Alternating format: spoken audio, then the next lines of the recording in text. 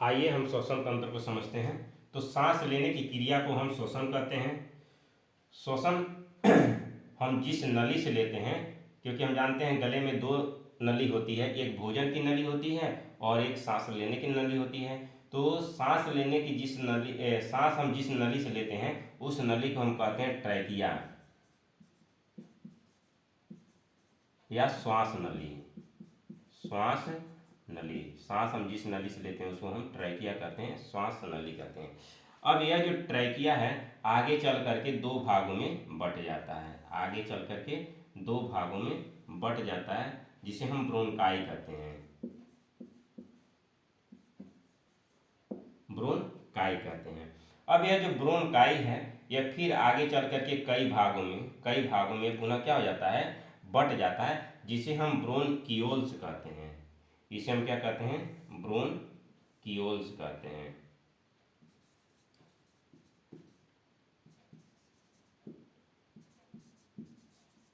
इसे हम क्या कहते हैं, ब्रोंकियोल्स कहते हैं। ठीक। अब ब्रोंकियोल्स के आगे वाले भागों पर गोल गोल छल्ले बने होते हैं। ये पूरे छल्ले पूरे फेफड़े में भरे रहते हैं, गोल गोल छल्ले बने होते हैं ब्रोंकियोल्स के आगे वाले भाग पर, जिसे हम एल्वियोली कहते हैं। जिसे हम क्या कहते हैं, एल्वियोली। ये सभी एल्वियोली ही हैं।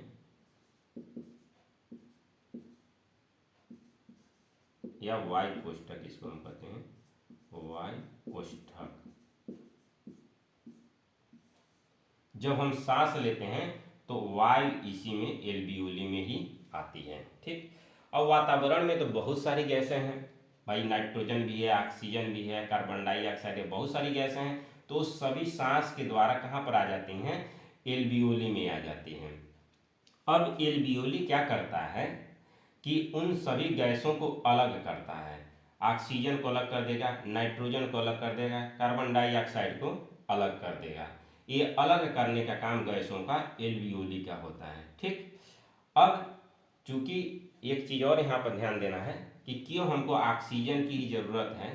तो हम जानते हैं कि हमारा शरीर विभिन्न कोशिकाओं से बना है, हमारा जो शरीर है विभिन्न कोशिकाओं से बना है, और इस कोशिका में होता है माइटोकॉन्ड्रिया।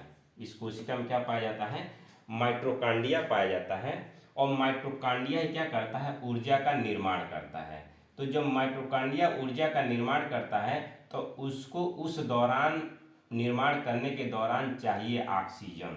और कोशिकाएं पूरे शरीर में, सभी शरीर में भाई कोशिकाएं फैली हुई, तो सभी को चाहिए भाई ऑक्सीजन।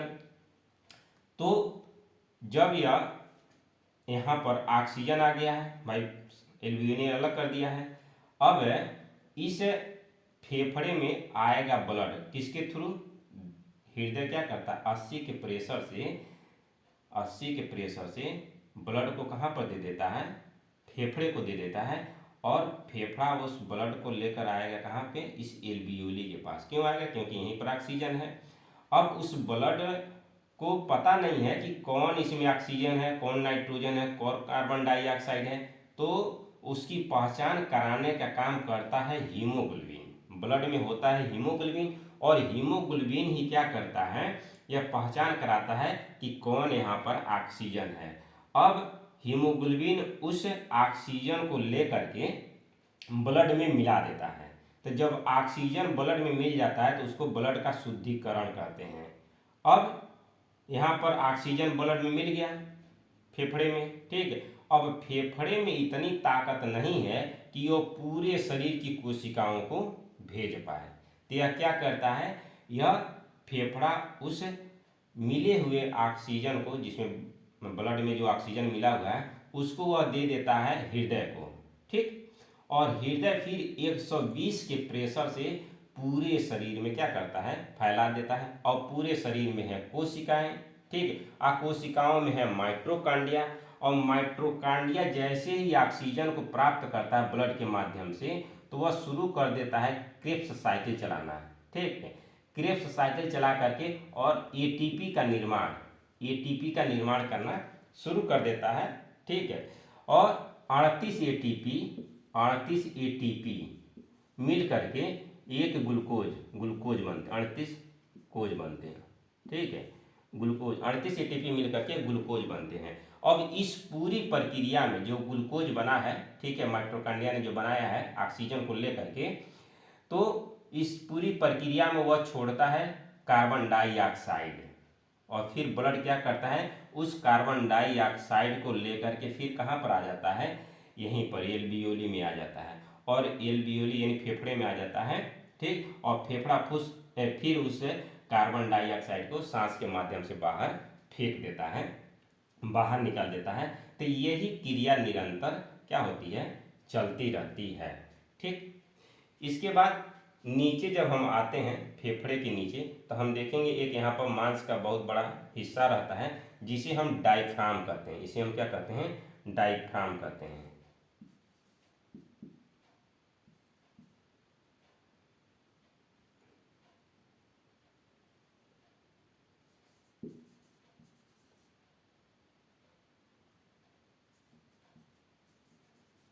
डायफ्राम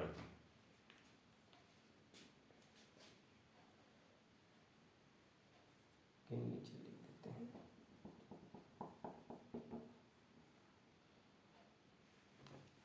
इसे हम डायफ्राम कहते हैं।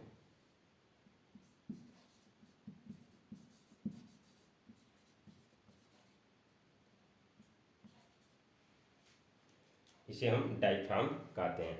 यह जो डायफ्राम है यह सांस लेने में मदद करता है। जो फेफड़ा होता है वह जगह प्रदान करता है सिर्फ, ठीक है। यह एक तरह की खाली टंकी है जो सांस को क्या करता है, जगह प्रदान करता है, लेकिन सांस लेने में जो मदद करता है वह डायफ्राम करता है। डायफ्राम ऊपर जाता है फिर नीचे आता है, ऊपर जाता है नीचे जाता है। कभी कभी क्या होता है, एक्सीडेंट होता है तो यह डायफ्राम क्या हो जाता है, टूट जाता है, नुकसान हो जाता है, फिर यह ऊपर नीचे जाना बंद कर देता है और व्यक्ति की तुरंत क्या हो जाती है, मृत्यु हो जाती है। ऊपर से देखने पर शरीर एकदम लगेगा कि कहीं चोट ही नहीं लगा है, लेकिन डायफ्राम की वजह से, काम न करने की वजह से व्यक्ति तुरंत क्या हो जाता है, मृत्यु हो जाता है। ये जो हमारा जो फेफड़ा है, ठीक, यह फेफड़ा क्या है, जो दाहिना जो फेफड़ा, दो फेफड़े होते हैं, दाहिना फेफड़ा और बायां फेफड़ा, ये दोनों फेफड़े 5 भागों में बटे होते हैं। यहाँ पर देख सकते हैं जो दाहिना फेफड़ा वो 3 भागों में बटा होता है, ठीक। और जो बायां जो फेफड़ा होता है यह 2 ही भागों में बटा होता है।